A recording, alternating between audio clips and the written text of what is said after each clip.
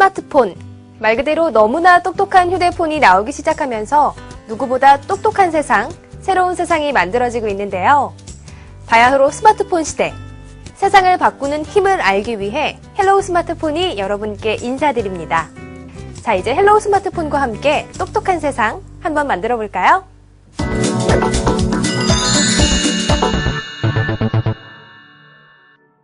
스마트폰이란 무엇일까요? 말 그대로 보면 똑똑한 전화라고 할 수 있는데요. 하지만 스마트폰은 그 자체로 똑똑하다라기보다는 사용하는 사람이 얼마나 똑똑하게 사용하느냐에 따라 생활의 편의성이 크게 달라지는 휴대전화입니다.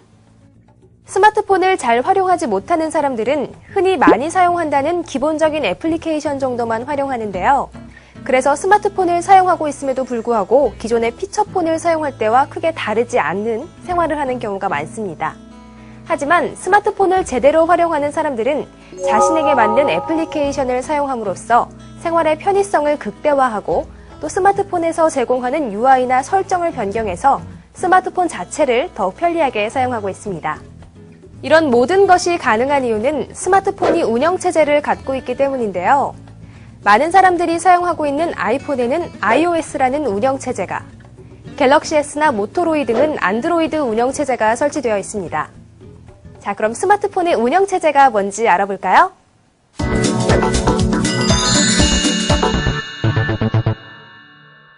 운영체제는 컴퓨터의 윈도우즈를 생각하면 이해하기 쉬운데요. 휴대폰의 하드웨어와 소프트웨어를 관리하는 프로그램의 집단이라고 생각하시면 됩니다. 다시 말하면 운영체제가 있기 때문에 스마트폰에 게임이나 여러 가지 애플리케이션을 설치하고 사용할 수 있다는 뜻이죠.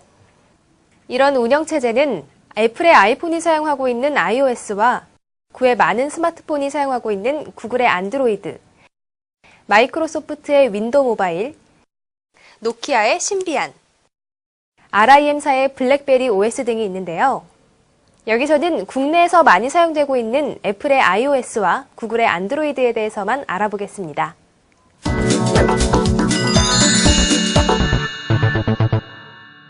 먼저 애플사의 아이폰이 사용하고 있는 운영체제, iOS를 살펴볼까요? 아이폰이 사용하고 있는 운영체제, iOS는 기본적으로 굉장히 보수적인 운영체제라고 볼 수 있는데요. 주어진 UI나 파일 전송 방법 등을 쉽게 변경하기 힘들기 때문입니다. 아이튠즈를 통해서만 mp3 파일이나 동영상 파일을 전송할 수 있고 정해진 곳을 통해서만 애플리케이션 다운로드가 가능한 것도 이런 성향을 반영하죠.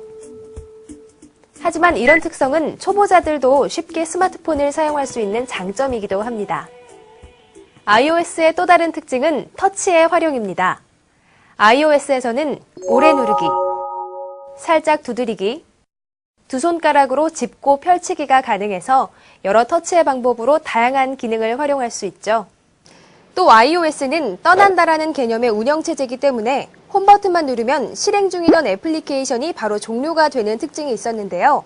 바로 이런 특성 때문에 멀티태스킹 부분이 부족했던 것이 사실입니다. 하지만 iOS 4.0부터는 일부 응용 프로그램과 애플리케이션의 멀티태스킹이 적용됐습니다. 물론 애플리케이션이 멀티태스킹을 지원해야만 가능한데요. 최근에는 많은 애플리케이션이 멀티태스킹을 지원하기 때문에 크게 문제가 되진 않겠습니다.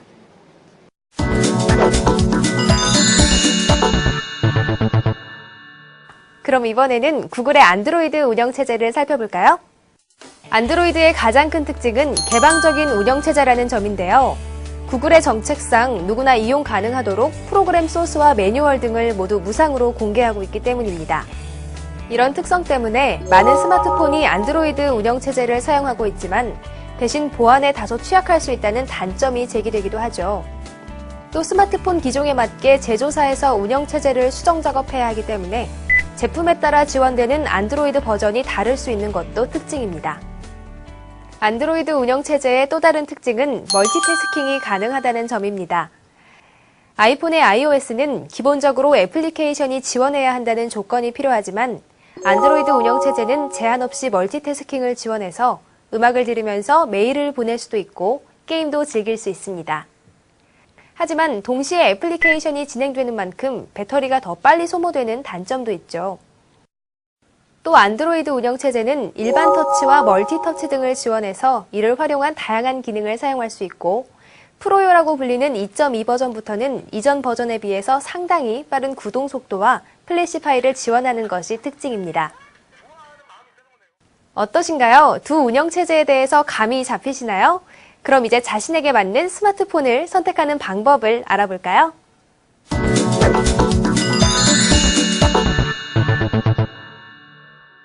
수많은 스마트폰이 쏟아지고 있는 요즘, 자신에게 꼭 맞는 스마트폰을 찾는 것은 생각보다 어려운 일인데요. 그도 그럴 것이 현재 10가지가 넘는 스마트폰이 나와 있고 또 겉보기에는 큰 차이를 알 수 없기 때문입니다.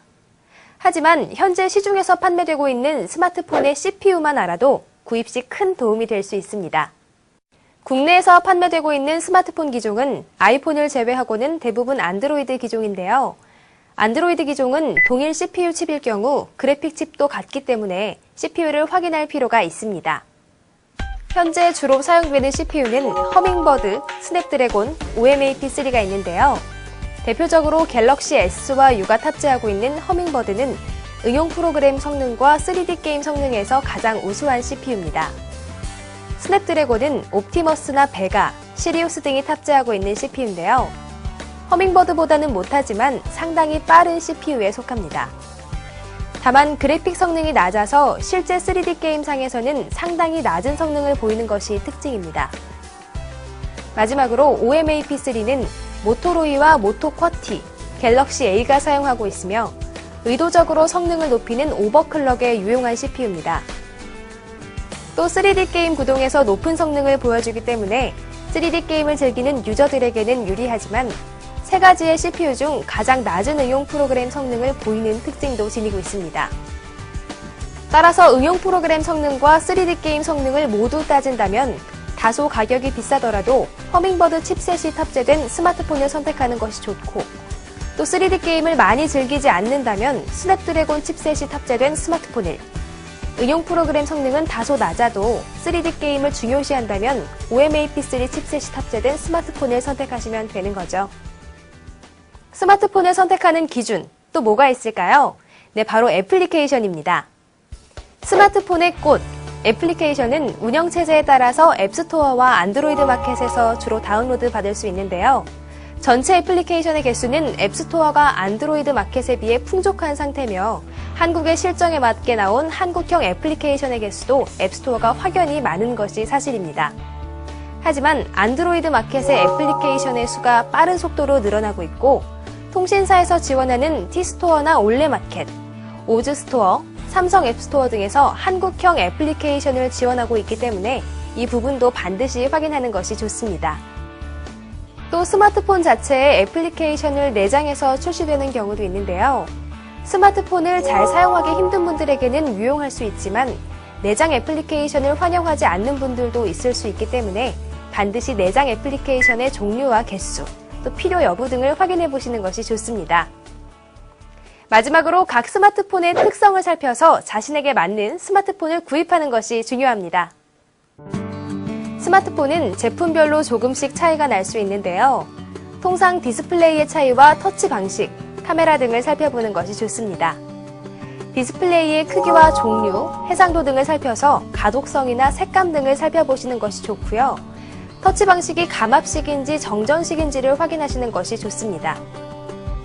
대부분의 스마트폰은 정전식을 사용해서 부드러운 터치감을 보여주지만 전류가 흐르는 손으로 주로 터치를 하기 때문에 세세한 터치가 힘들고 감압식을 사용하는 스마트폰은 정전식보다는 부드럽지 못하지만 스타일러스 펜을 사용해서 더욱 세밀한 터치가 가능한 서로 다른 특성을 가지고 있기 때문입니다.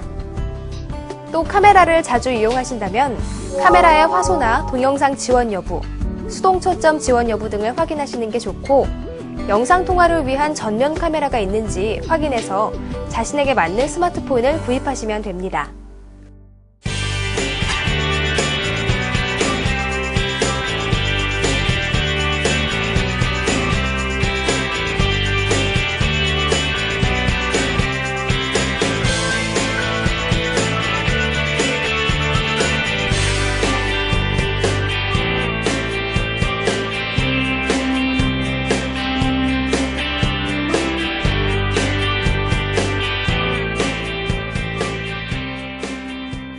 오늘은 스마트폰에 대해서 간단하게 알아봤는데요. 이제 첫걸음을 뗐지만 스마트폰에 애정을 조금만 더하면 어려운 용어도 금방 친해질 수 있을 겁니다. 그럼 오늘은 여기까지 하고요. 다음 강의에서는 스마트폰의 꽃, 애플리케이션에 대해서 알아보겠습니다.